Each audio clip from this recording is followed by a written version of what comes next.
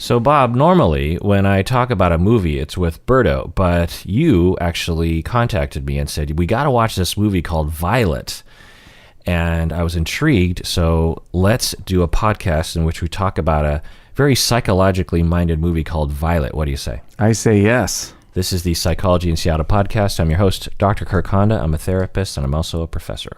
And I am your friend Bob, who apparently recommends movies.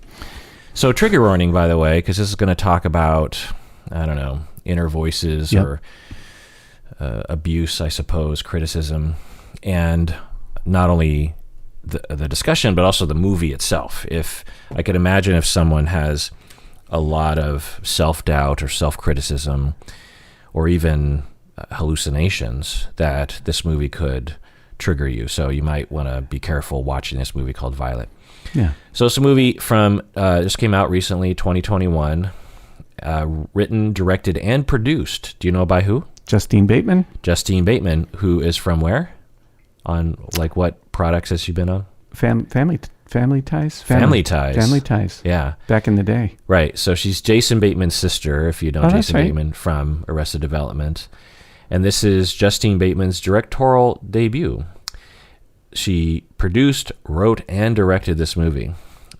If you don't know Family Ties, I'm trying to think what else she was in, but a lot of things over the years. But what I really remember her from was Family Ties. Family Ties was in the 80s with Michael J. Fox. Michael J. Fox. And Rotten Tomatoes, what do you think it got on Rotten Tomatoes, this movie, Violet? Oh, I wouldn't even know. 60. 82. 82. Audience was 63.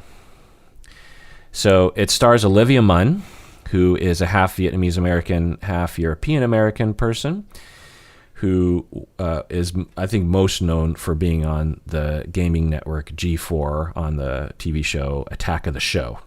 She was like a comedian commenter on pop culture and video games and stuff. Really? Yeah.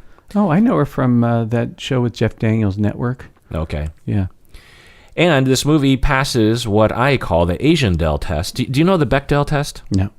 So the Bechdel Test was developed by someone named Bechdel, who said that if you pass the Bechdel Test, in order to pass the Bechdel Test, you have to have two women in a movie who talk to each other, but they're not talking about a man.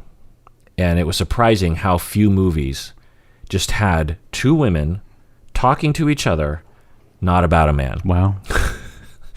And so I developed the Asian Dell test, which is, it has an Asian American in the top 3 listed actors. Mm-hmm. The part has no accent. Mm-hmm. Their parents have no accent. If their parents are depicted, their parents have no accent.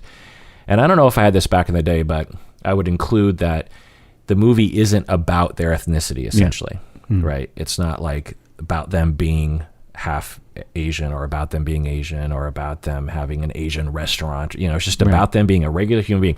Because how many American movies have movies about white people in which they don't have an accent? Their accent is American accent. Right. Yeah. And their parents don't have a non-American accent. And the movie isn't about them being from Europe. How many movies can we say? I mean, literally, like most movies. Most movies, yeah. Like, and yet, and Asian Americans have been in this country for, my ancestors have been in this country for 120 years. Yeah. And there's been a lot of Asian Americans, Asian Americans, I'm fourth generation. And the fact that so few movies, there's been more recently, but anyway. Isn't that funny? My family's been in the U.S. for about as long as yours. Yeah. And nobody looks at me and says, where are you from? Right. Yeah. A lot of white people are, in our fourth or third generation or even second, obviously. But people like you are just, obviously you descended from George Washington. Sure, right. Yeah, you've been, and my white side, incidentally, comes pre-revolution. Yeah. So if you look at me and you ask, where the fuck am I from? Yeah. I'm, probably in the top 3% of like generationally American people in this country. Right. Anyway, so this movie passed the Asian Dell test because Olivia Munn is half Vietnamese, half half Vietnamese American, half European American. Her parents have no accent, and the movie's not about her ethnicity. The voice is voiced by, do you know who? Yeah, it's Justin Theroux. I read that in the credits after the film because I was curious. It also passes the Bechdel test, doesn't it? Right. Passes the Bechdel test. Did we already say that? No, but that's important. Justin Theroux. What do you know Justin Theroux from? The Leftovers, and he used to be married to Jennifer Aniston. That's it. And Mulholland Drive.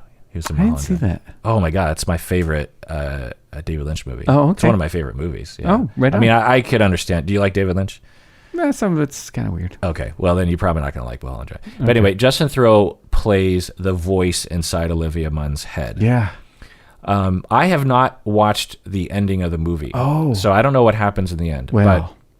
But I have watched the first half, and we're going to spoil essentially the first half, which you can't really spoil. That's okay. Nope, it's all set up. Yeah, but the ending, I don't know what happens. I won't spoil it. Is it kind of? I'm trying to like predict like where it could end. Well, what do you think? Well, let's talk about the premise. So, Olivia Munn is a movie exec of some sort and works in Hollywood.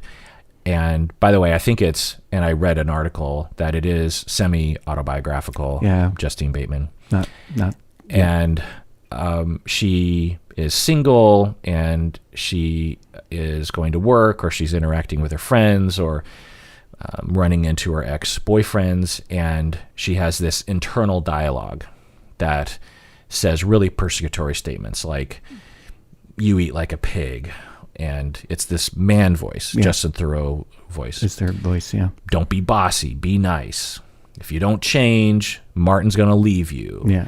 And it's just all these voices just telling her that she's worthless, no one wants to listen to her, she's disgusting, she looks disgusting, everything about her is everyone understands that, and then when she acts a little awkward, everyone sees how awkward you are. It's just really effective cinematic device that has been kind of done before, but not in this. I've never seen anything like this before, where it's this the first 10 minutes or so. Well, let me describe a little bit more about it.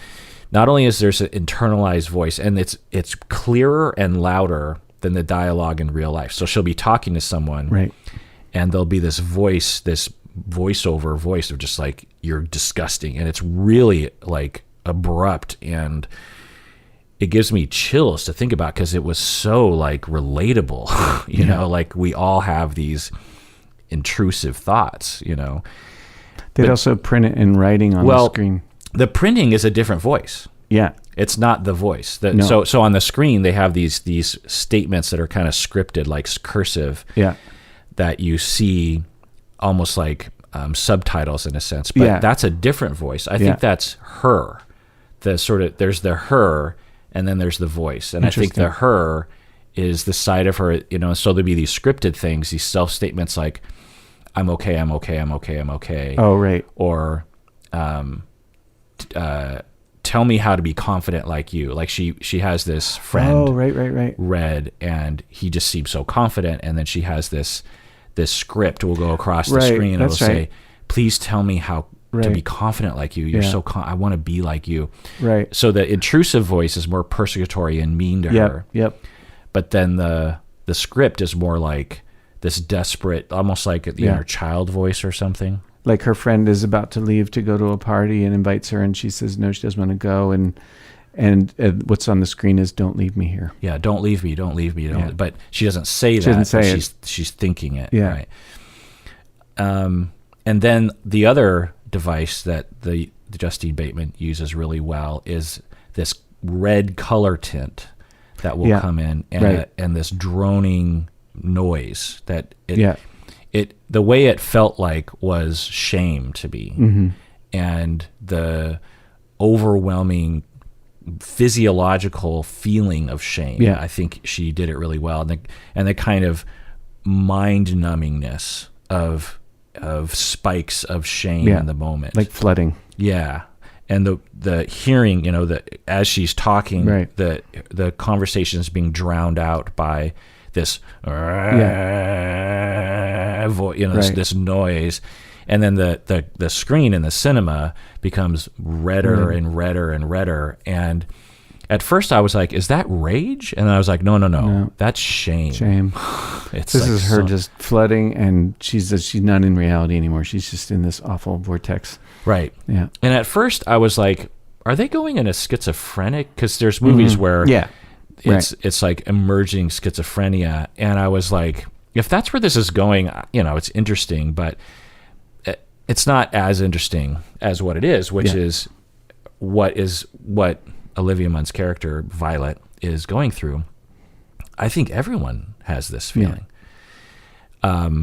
So now she has a particular version of it because they kind of do some, at least up until the point I've seen, they have some flashbacks to a mom who was very critical and distancing and emotionally abusive, and a brother who was also very mean to her. A jerk. Yeah, her whole childhood seems like it was pretty emotionally difficult. Yeah.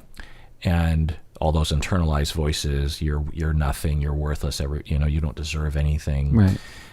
You're broken, there's something wrong with you. And I think that the movie kind of does an extreme version of that, but I could absolutely myself relate to it. Could you relate to it, Oh, Bob? yeah. No, I thought it was really a good illustration of what happens. Like, how did you personally relate to it? Oh, personally, well, inner critic and all. Here's the thing that stands out is the critic could do nothing but criticize. It had one note, just criticize. Doesn't matter what's going on, it's going to offer criticism. So at one point when she reaches out for connection, the voice criticizes her for doing that, right? And then the voice criticizes her for not doing that. It's like, it doesn't matter what she does, the critic has one note and has one job, and the one job only is to beat her up. And the interesting thing about it, and here's the part that's relatable to me, is, similar inner voice, is, well, I have a certainty that one note kind of voice has one function, is to help us survive, basically critical caregiver. Like, beat you to the punch, kind of like, I'll make myself a jerk so that you don't have to tell me I am. And it is a great depiction of the survival function of shame, where I'm the bad guy because it's unthinkable that my caregiver is I'm thinking about little kids, that my caregiver is the bad guy because that is terrifying to survive, but I'm the bad guy is much easier to survive, and I can, maybe change. Right. That's always the kind of the carrot dangled, is like a change. So the critic has a relentless job to help her survive. So the critic was never the enemy, even though it does something that's just corrosive. It is absolutely not the enemy. And in the end, what she does with the critic, I think, is miraculous. Not extraordinary, like you couldn't do it and I couldn't do it, but exactly what's needed. But I can't tell you what it was. Yeah. Interesting. There's also a moment where, as she's being shamed and she feels ashamed, she runs into her ex-boyfriend, and she's trying to act casual, but there's all these voices and also the script that's saying, like, he can see how stupid you are. He thinks you're a loser. You are a loser. He still hates you. He has a kid. Look at you. He didn't want to have a kid with you. No one would ever want to have a kid with you. And then there's these, scripted, the inner child statements across the screen are things like, I just want to hug you and say I'm sorry for what I did during our time together. I want to say I miss you. But the presentation, so she has these inner voices saying you're a piece of crap. He thinks you're a piece of crap. There's these scripted statements of, I just want to reach out and hug him. But the behavioral presentation is one of blowing him off. Yeah, she's actually quite brittle and aggressive toward him. Well, at the end, but at the beginning, she's just really kind of like, oh, hey, how's it going? I don't have time for a family. No, work's too good. Yeah. And well, it's been a long time since I've seen you. How very businesslike, like he was an old acquaintance or something. Yeah, right. And I think that I've never seen a show that really depicts the trifecta there of behavioral defensive indifference, the inner child desperation of just wanting to hug someone and say, I'm sorry, the true self, if you will. And then the persecutory voices and shame just kicking in. And then it becomes unrelenting because there's this prolonged experience with the ex-boyfriend that she's trying to kind of get away from. Right. And then the persecutory voice says, you better do something to one-up him because that's your only way to salvage your ego in this situation. And so she just says, like, well, I've been really busy with work and I didn't have kids because I didn't want to be limited by having a piece of crap child. And then she wanders off.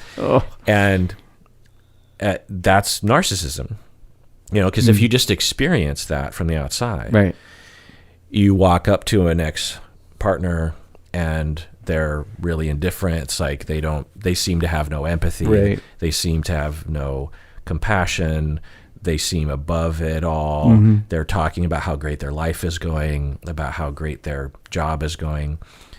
You're complimenting them, but they're not complimenting you.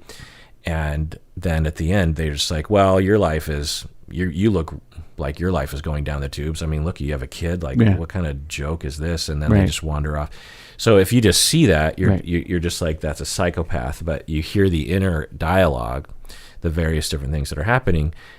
That is narcissism. Yeah, I think it was a very good depiction of that. It's not the only definition. It's not the only presentation of it, but it is the internal, at least for someone that has a little bit self-awareness around it. You know what I mean? In fact, the fact that she could kind of notice those things that are happening inside of her, It's fascinating to me how dependent she is on the response of the other. Yeah. Like she has to put him down and he has to be hurt by it. It's like on the outside, she looks like she's just this kind of cool, indifferent jerk face who's just like, to you, whatever, blah, blah, blah.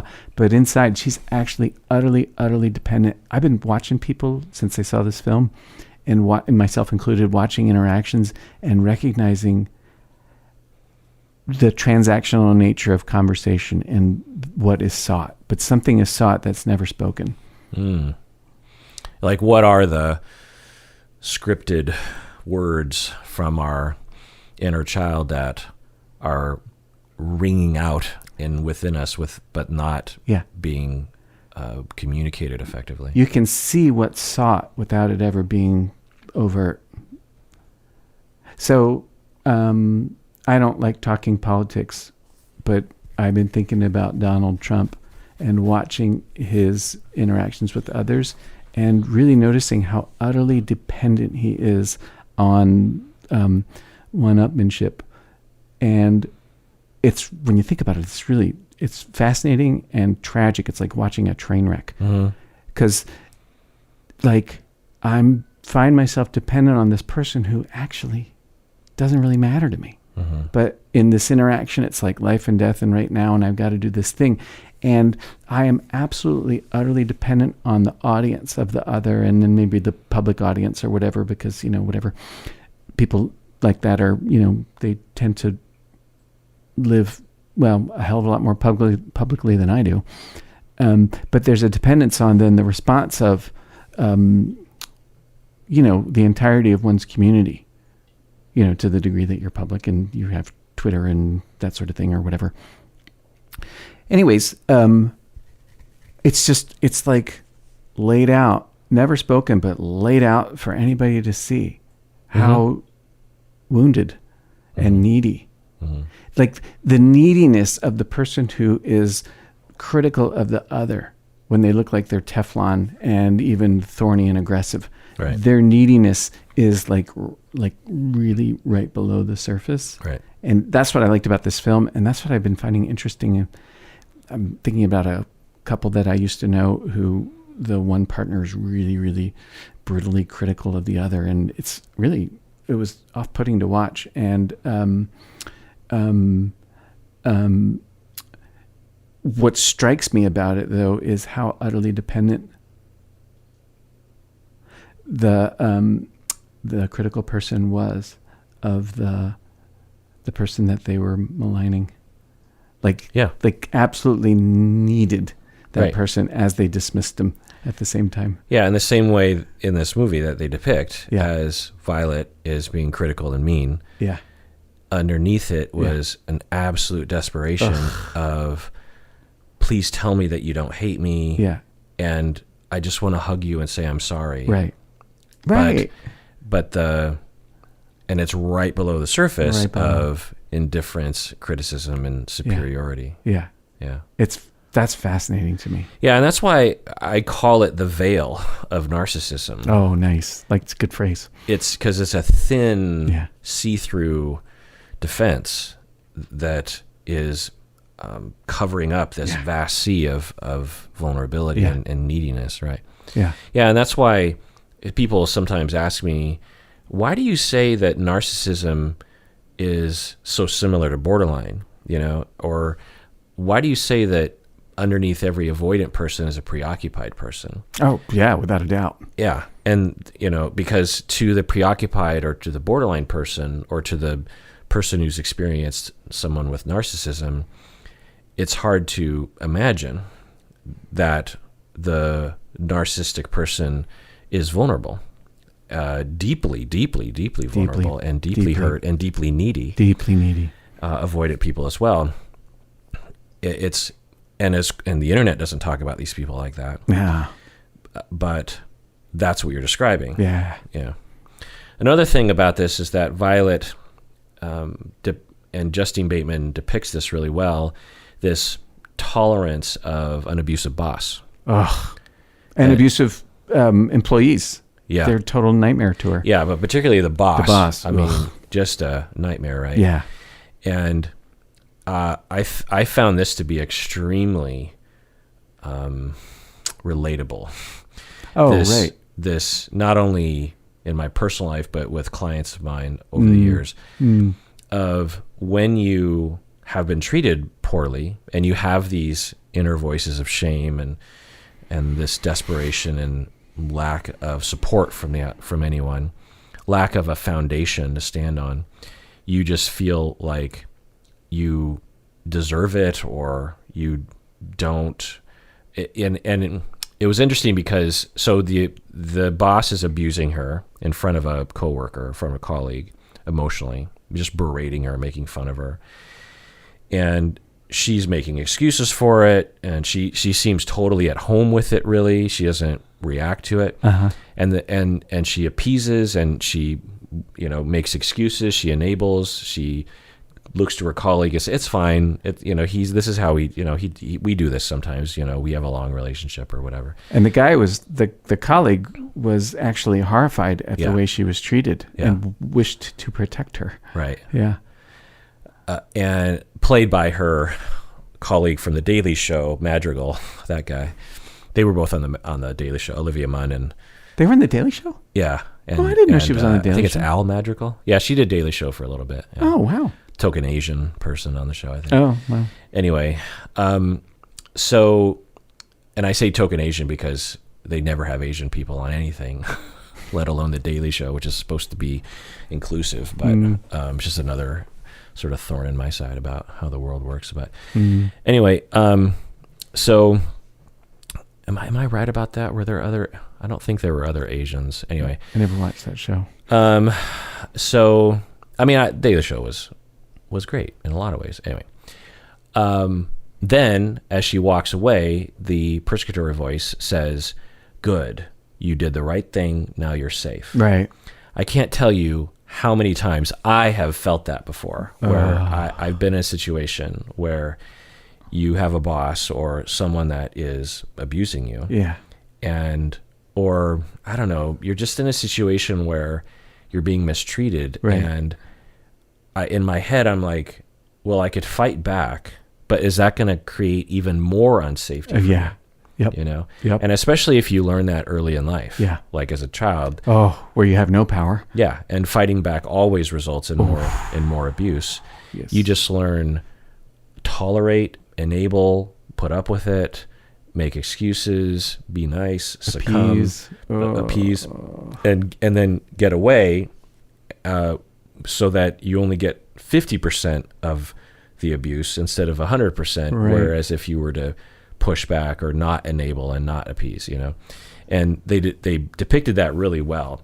And what I'm worried about when people watch this movie is because it's pretty in your face. Oh yeah. It's very abrupt, like you could argue that 70% of what you're being fed is her inner life. Oh, that's absolutely what's depicted. Because every time the thing goes red, they switch to another scene, and then it happens again. Right. I think that's the point, is that we walk in her shoes. Right. Yeah. If you didn't hear her inner voice and you didn't see those scripts going across and you didn't see the color tint or the soundtrack, you would just see a woman going through her life and maybe having a few uncomfortable moments, but it would just be like a regular life. Yeah. A regular woman working and interacting and going to parties and stuff. Regular in the field of misogyny, or in the land of misogyny, and well, yeah, true. But even that men, if her character was male, sure. And, right. It would just look like a regular life. Yeah. But when you take into account what's right. And the worry I have is that when people watch this, they'll be like, "Whoa, that woman screwed up," instead of realizing that everyone is like this. Oh no, she's me, she's you. Yeah, but I worry that given people's denial or discomfort, because there are a lot of people who are very uncomfortable with the notion that they have inner voices that are harming them, or internalized voices that are not fair to them or other people. Because to essentially what happens, I could see, it's funny to think about, I guess that would be the sequel, is you have someone in the audience watching this movie and they have this script across the screen that says, "That's me." But then the inner voice says, "Shut up. This isn't you. Yeah. You're," I don't know what the inner persecutory voice would say, of just like, "Stop thinking you're special," or "Emotions are bad," or "Don't be a pussy. Pull yourself up by your bootstraps. You can do this on your own. Emotions are stupid. Don't be a lady." I don't know, whatever. It'd be interesting that would be the interesting sequel, right? There's like a regular guy watching this movie, and then what adventures he goes on and what kind of inner voice he has and what kind of scripts are going across his screen that keeps him in a sort of typical male version, if there is such a thing, of whatever this is. You know what I mean? You remember that movie you made? Yeah. Dude, it's a lot like that. That's funny. I hadn't thought about that. So just to explain that a little bit. Bottom line, this was a terrible, terrible short that I made. It was terrible, which is fine because I didn't know what I was doing. So I got a video camera in 2002 that someone actually gifted me and my family, because I couldn't afford a video camera back then. And you could, with FireWire, you could download the video onto your computer. Right. And for a couple $100, I bought Sony Vegas, which is a video editing software that I still use to this day. Every podcast I've ever made has been on Sony Vegas. Most people use some other product that I never use, video. Anyway, so it all goes back to that time, and I love film, and so I thought I would experiment with making a short film. Mm-hmm. And I had a very rough script. I basically I roped all my friends into it, including Bob. Yep. And a way around because to do sound on location, you have to have a camera person and a sound person. Right. You have to have a boom mic or, lapel mics, and I didn't have money for that or the personnel. So the way around that was I was going to voice over everything. Yeah. So there was going to be no dialogue, and it was going to be a series of individuals who are all my friends, and there would be all these voiceovers. Yeah. And they were the inner voices of these people. So I guess it is kind of related to this. Yeah. I will tell you that, again, and I don't even have it. Like, you don't have it anymore? Yeah, which is bizarre because you save everything. I save everything. Wow. I have video going back to the 30s of my grandparents when they were in their 20s. You know what I mean? Where did it go? I don't know. I mean, maybe it's buried somewhere, but I remember looking. Maybe I have to look harder, but I have dozens of terabytes of video on my computer and it's all been organized. Anyway, it's probably down there somewhere. But it probably is. But you think you still have the tape? No, I got rid of those a long time ago. Oh, okay. But I also was experimenting with sound effects. We had a real gun. Todd, remember? Oh my God, that's right. Todd we had used a gun. his gun. But yeah, I used color tinting. Yeah. There was a sexual assault scene. A woman was talking about, Beth. I wrote for her character. She's walking across the street and she sees something in the back of a car, and it reminds her of having been raped. Oh. And then we go. Do you remember that whole scene? No, I don't remember it at all. Yeah, and then we depicted. She does a flashback to when she was assaulted, and the inner voice was like what I would hear from clients. These little details that people who have been assaulted, trigger warning, of course, that these little details that you remember. Yeah. Like when I would work with people who had been sexually assaulted and were going through trauma therapy, exposure therapy, they would have these little details that I remember. Yeah. Like I remember I remember looking at this plant that was on the side of the bed, and I remember thinking it needed to be watered. Isn't that a weird kind of memory that's associated with me being assaulted, And I kind of had that element to it, and she's remembering, and she's like having this dialogue with herself. Anyway, so, and it kind of culminates in people having complete breakdowns, and then it ends with someone walking past and looking at people having complete breakdowns, and it switches to her inner voice, and she's just kind of like, I wonder what I'm going to do today. And it just kind of, I guess the point of the script in the short film was a very terrible version of what Justine Bateman did, which is that everyone's kind of living in their own world to some extent, and even though people are walking around looking like something, that there's a lot of struggle and a lot of difficulty going on beneath the surface. Right. That's funny. I hadn't thought about that. Let's take a break. When we get back, let's talk a little bit more about it. What do you say, Bob? Yep. All right, we're back from the break. I thought I'd do an OPP, an old patron praise, for those people who became patrons a long time ago and have stayed loyal, dedicated Psychology in Seattle patrons this whole time. We have. Wow. These people became patrons in July of 2019. Oh. We got Esmond from Minneapolis, who's an annual patron. I believe I've interacted with Esmond. We got Bill from God knows where. Andrea from Wayne, Pennsylvania. Do you know Wayne, Pennsylvania? I know Wayne. In fact, I think some of my ancestors are from Wayne. Really? Yeah. Oh. It's a rural area. Yes. Yeah. Jeremy from God knows where. James from God knows where. Dana from Brooklyn, New York. Wow. Norman from Brooklyn, New York. Mm. Megan from Bainbridge Island. Here in Seattle, near Seattle. Chris from Denver, Colorado, who's an upper tier patron. Thank you, Chris. Dana or Dana from Burnaby, British Columbia. Ever been to Burnaby? No. I have. It's nice. Huh? Jackie from Australia. Tanya from Germany. Mia from God knows where. Stephen from Colorado. Christine from Randolph, New Jersey. And Haley from God knows where. Oh, and Christine is an upper tier patron. Thank you, Christine. So thank you all for becoming a patron back in July of 2019 and staying a patron all of this time. So getting back to the movie, some other notes that so Justine Bateman gave an interview to Variety and said the following. Oh. Years ago, so she's talking about how she got the idea for this script and movie. Years ago, I made a lot of fear-based decisions. Mm-hmm. I didn't feel like myself. And I would see other people that seemed to be themselves and seemed to be confident. And I was like, God, I guess you just have to be born that way. Am I just stuck here? Can I become as confident as them? And I realized that I could.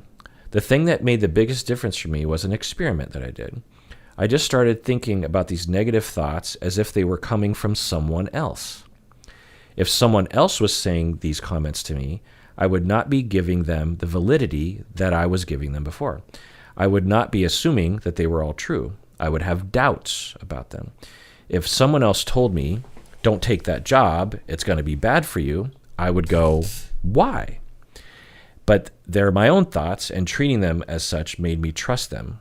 I wanted to take the negative thoughts and make them sound so different from Olivia's own voice that we could start setting up that idea for the viewer. What do you think about what she's saying there? I love it.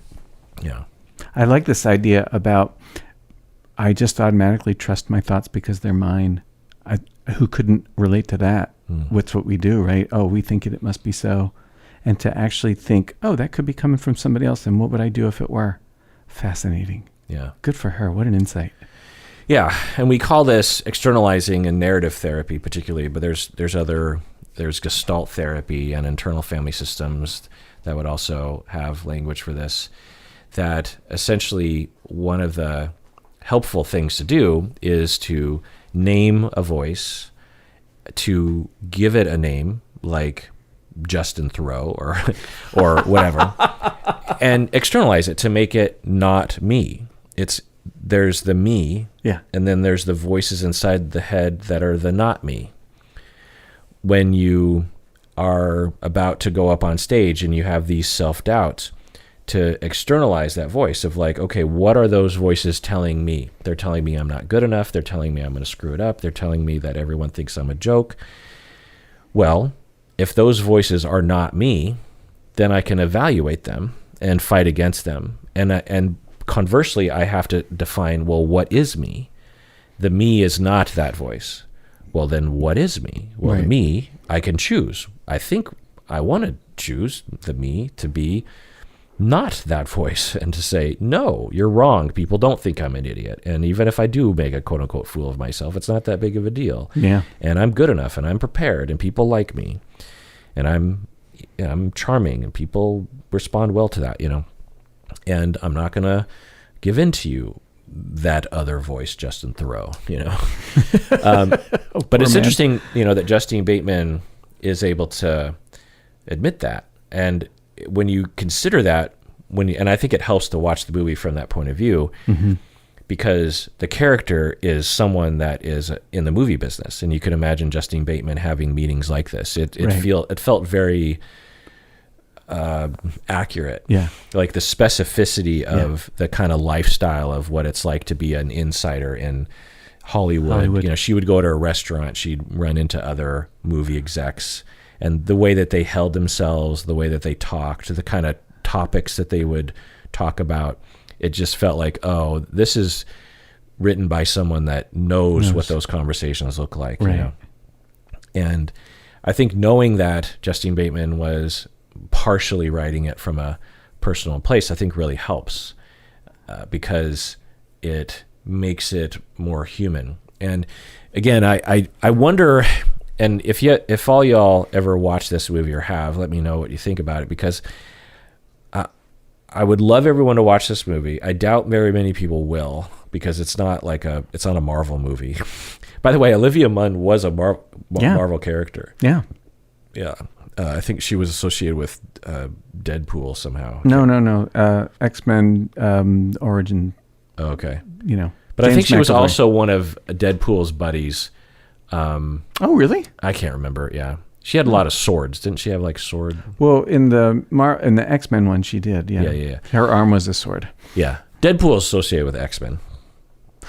Oh, right. But not the Patrick Stewart. This is the James McAvoy version of X-Men. Oh, okay. Anyway, so if I doubt people are going to see it, but if people do, I wonder if people can see themselves. Yes, and that would be the really powerful thing artistically, and also I think helpful thing. Yes.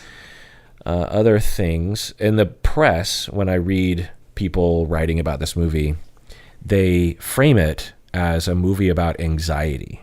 What do you think about that? Well, yeah. I mean, she's highly anxious, but it's not really a movie about anxiety.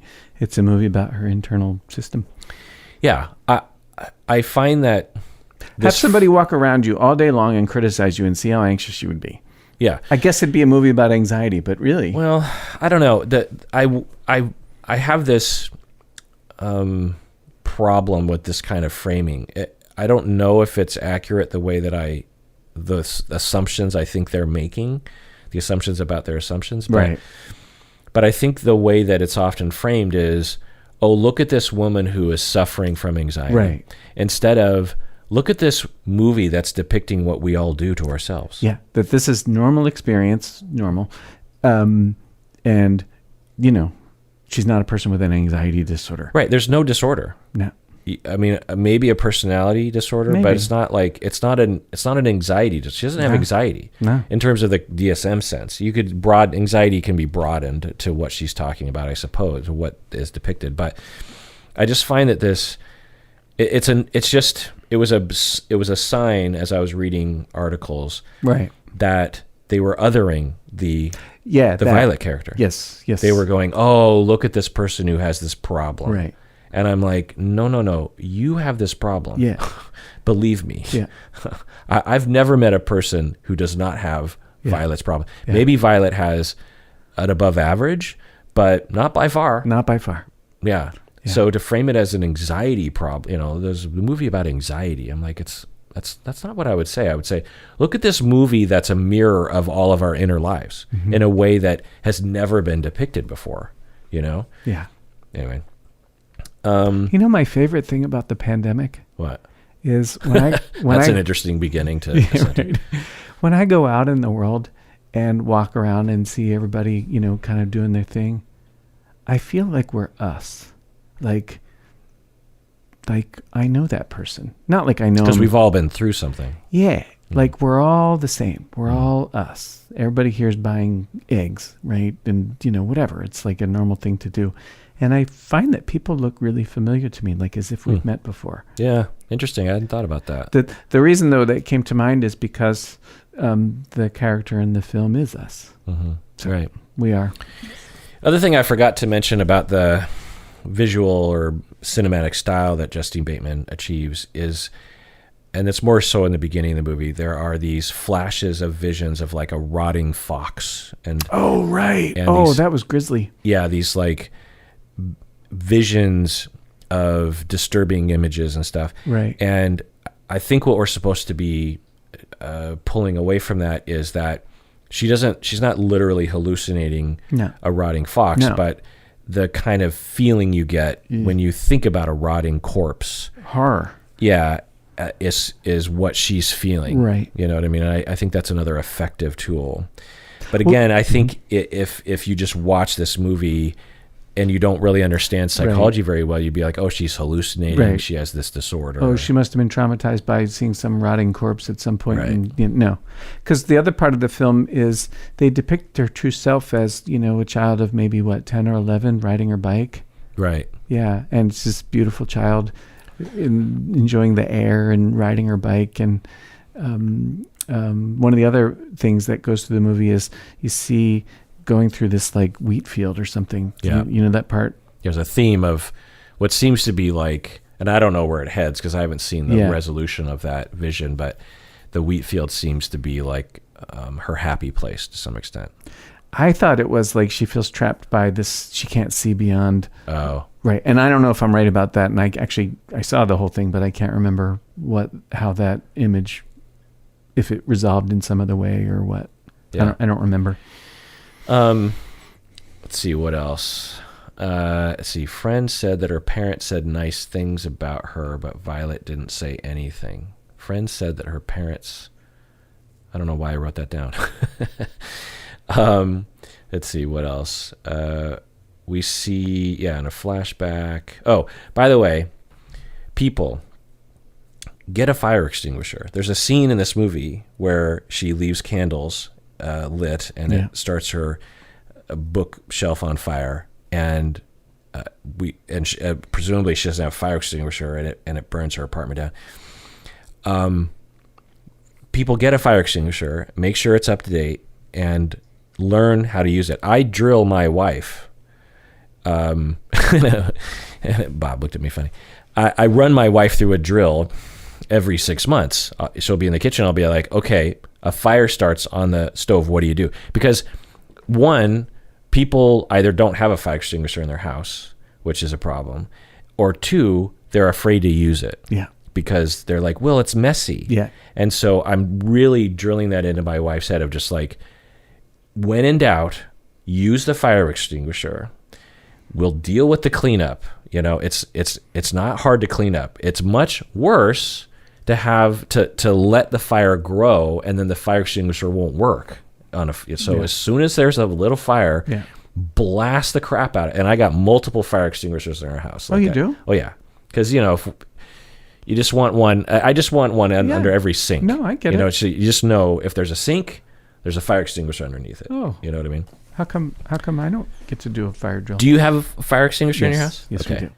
And then about midway through the movie, there's this moment where her friend, Red, who looks like he's going to be a D-bag, but ends up being a really great friend. Oh, he's so lovely. And very, attuned and accounts for her defensive push-away-iness. Yeah. And says, hey, let's talk, you can tell me things. Right. But he's not like overly focused. He's not pressuring.